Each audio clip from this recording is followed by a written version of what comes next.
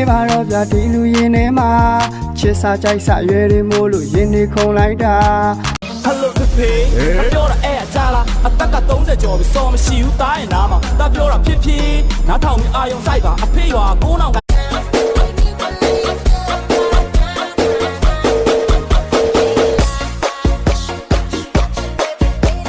Hello ဖေဖေပြောတာအဲ့အကြလားအသက်က30ကျော်ပြီစော်မရှိဘူးတားရင်နားမှာတာပြောတာဖြစ်ဖြစ်နားထောင်ပြီးအာယုံဆိုင်ပါအဖေရွာ9000